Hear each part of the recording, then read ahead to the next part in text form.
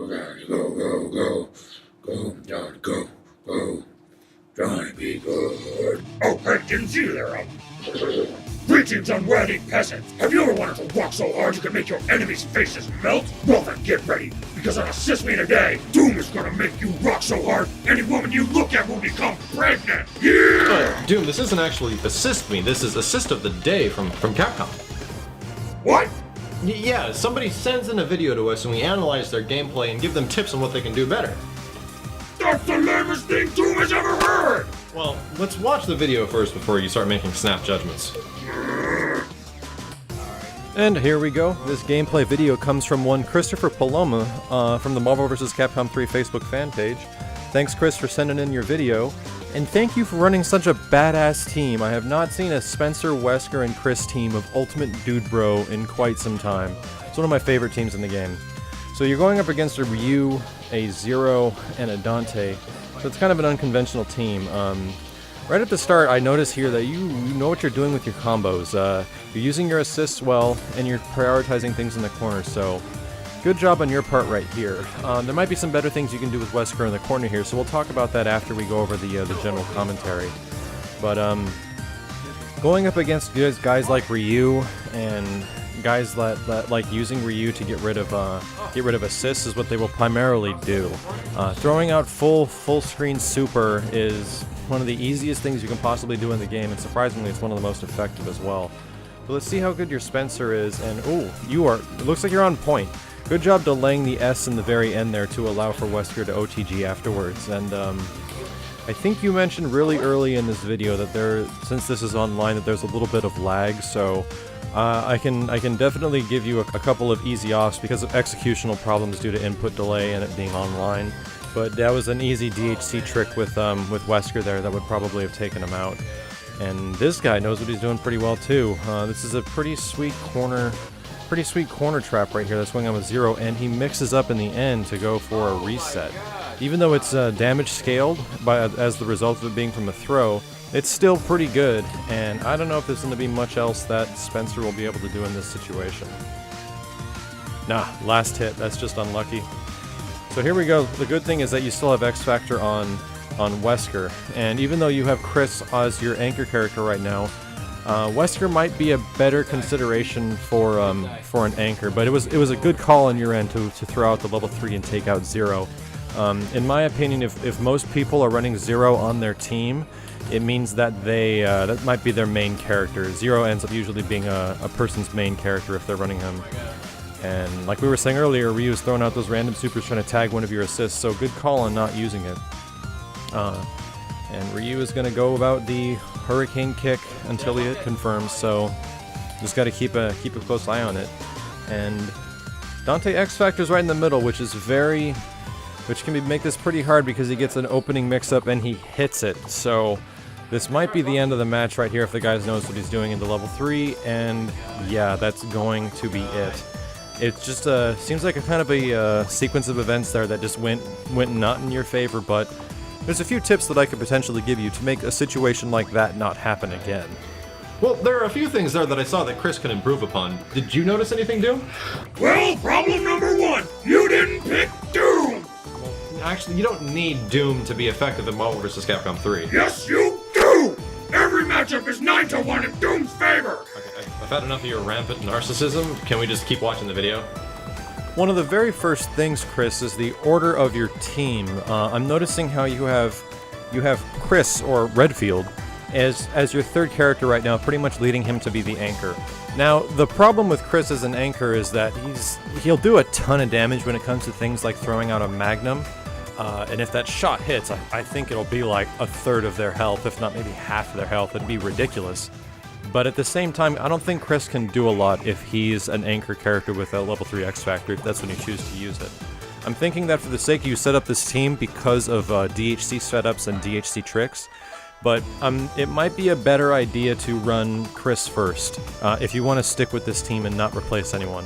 This is the perfect opportunity to replace that blonde genocidal psychopath with Doom! I think Wesker does a pretty good job on this guy's team, to be honest. He should probably replace somebody else. Oh, please! Have you seen what I've done to Wesker? I mopped the floor with him! I remember correctly, I think I kinda helped out with that. And there's this moment very early on after you get your long and extensive Wesker combo, which looks really good actually. But once the combo's over, you go into an off-the-ground situation where you shoot them and then you activate your 2 assists for the team super. Now, that's good in some situations, but probably only the situations where you're gonna kill the guy, where you know it's absolutely gonna kill. Because if you're in the corner with Wesker and you're OTGing with the gun, this is where you want to be with Wesker, because you can pretty much lead into 3 different things that allow you to mix up, and I'll demonstrate those right here. The first one is the air throw, which will bring the character back down and you can start up your combo all over again.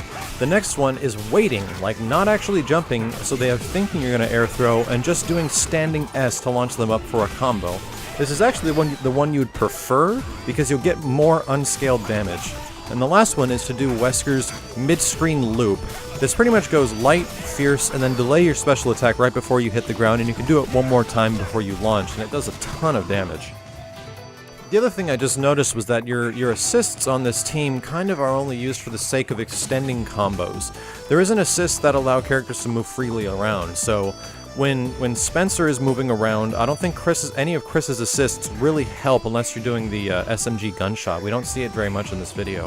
And Wesker's assist definitely doesn't help out. So, for the sake of building future teams, you might want to think about different assists later down the line to allow your characters to move more freely around the screen. Yeah, there's probably a couple different things that Chris can do to make things easier with his assists. Do you have any advice for his assists, Doom? Yes, Doom has a very specific loadout. Loadout?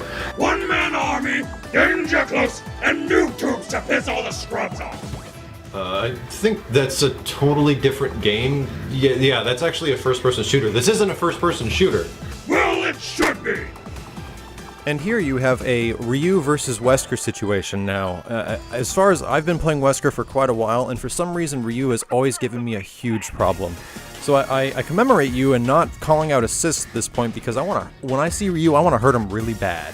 But I always end up getting caught by full screen random super, and it's one of those things that's really effective against Wesker when he's not safe while teleporting. So, good call on your part. Yeah, it's best to be really careful with your assists, especially against Ryu. Do you have any strategies in this type of situation, Doom? Yes, Doom has a very good strategy. Build up your army as large as you can, and third rush the northwest corner of the map. I think that's once again a completely different game, and we're just about done with getting advice from you. Thanks. Leroy Jenkins! But here is where it begins to go south. The opponent X-Factor's right in the middle of doing his super, and takes advantage of the block stun to teleport behind Wesker. Now this is kind of a hard situation to call because it can be so random whenever they're going to X-Factor, but looking out for Dante's teleport, you just have to keep it in your mind that the dude wants to teleport. Dante's want to teleport. It's one of the most effective things in the game. Now, it's not completely safe by any means. Wesker has one of the best methods of countering it, and that's just jumping up, back, and grabbing them out of the sky with an air grab. And like we were saying, it leads into even bigger issues, because this now presents Dante with a neutral situation where he's allowed to do anything on an incoming character with X-Factor.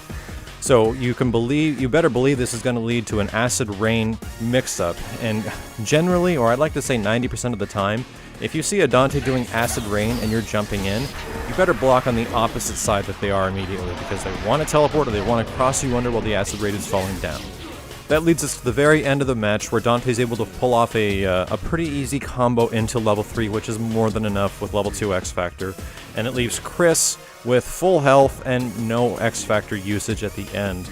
So it's kind of a basis of situation where you didn't get the chance to use X-Factor and you kind of want to save it for your level 3, but in some situations I've noticed that a lot of players, including myself, like using X-Factor on an opponent's point character. Usually you can look at a team and recognize who their main character is, and in those situations I honestly prefer using X-Factor no matter what level, just to take that character out no matter what, because that presents you in a situation where you're allowed to mix them up on the incoming afterwards. So, and X-Factor usage is very varied as far as how people would like to use it, but the worst thing that can possibly happen is that you end the match without using it at all. But all in all, that was a pretty solid performance, Chris. You have a pretty good team and you know what you're doing with your characters. It's just a little bit of bad luck that happened in the very end. Yeah, when it comes to things like X-Factor, online play, and the sheer randomness that can be Marvel vs. Capcom 3, you kind of need to be on edge and looking out for everything. Every character in this game has deadly mix-ups that you have to be prepared. There's something wrong with this picture here! What's the problem? It's just the fridge without my yogurt! Thanks for watching, everyone. See you next time on The Online Warrior. There's probably plenty of other stuff in here, you're just not looking hard enough. I don't see anything! Dude, there's plenty of stuff in here. Like, this is There's still nothing! yours. No, dude, this is yours from, I don't even know. I would never buy such a horrid looking thing! And this bread has been in here since 2006. I don't want bread! I didn't even know you in 2006. And look, we have gelatin. Gelatin is just as good as yogurt. Gelatin! You broke my TV. Get another one, you indulgent bastard! Whoa, whoa, whoa.